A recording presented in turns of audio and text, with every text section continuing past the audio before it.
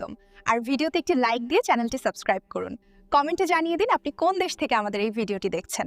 আজকের পর্বে জোয়ার ভাটা আরও এক ধাপ এগিয়ে গেল রহস্য, ষড়যন্ত্র আর চরিত্রদের আসল মুখোশ উন্মোচনের পথে। শুরু থেকেই গল্পে একটা অস্বস্তিকর টেনশন কাজ করে।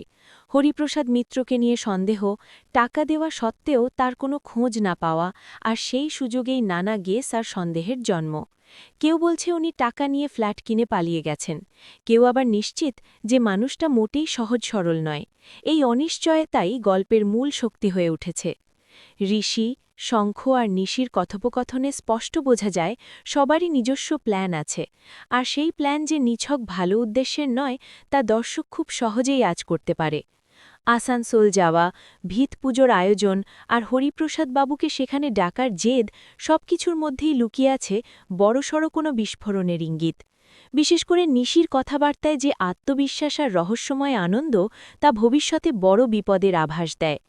জ্যোতির মানসিক দ্বন্দ্বটাও আজকের পর্বে খুব সুন্দরভাবে উঠে এসেছে। একদিকে বিয়ের পর প্রথম ট্রিপ নিয়ে তার উত্তেজনা, অন্যদিকে বাবার মৃত্যু প্রসঙ্গ উঠে আসার ভয়, এই দুই অনুভূতির টানাপোড়েন চরিত্রটাকে আরও মানবিক করে তুলেছে। মিডিয়া, জমি নিয়ে ঝামেলা, থানা ঘেরাও, এসব কথা আবার সামনে এলে কি হবে, সেই আশঙ্কা গল্পকে আরও বাস্তব আর ভারী করেছে।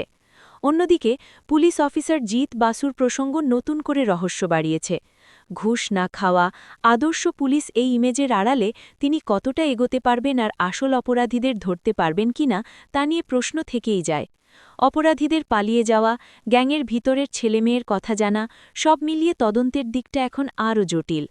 পর্বের শেষ দিকে হরিপ্রসাদ মিত্রের নাম স্পষ্টভাবে সামনে আসায় গল্প নতুন মোড় নেয়। জমি, ফ্যাক্টরি, আসানসোল, এই সব কিছু যে এক সূত্রে বাঁধা তা পরিষ্কার। দর্শকের মনে প্রশ্ন থেকেই যায়, হরিপ্রসাদ মিত্র আসলে কোথায়? তিনি কি সত্যিই শিকার, নাকি পুরো খেলাটার কেন্দ্রবিন্দু? সব মিলিয়ে আজকের জোয়ার ভাটা ছিল টানটান, রহস্যে ভরা এবং ভবিষ্যতের বড় সংঘর্ষের শক্ত ইঙ্গিতপূর্ণ একটি পর্ব। গল্প ধীরে হলেও গভীরভাবে এগোচ্ছে, আর প্রতিটা চরিত্রই নিজেদের আসল রং দেখাতে শুরু করেছে, যা এই ধারাবাহিককে আরও আকর্ষণীয় করে তুলছে।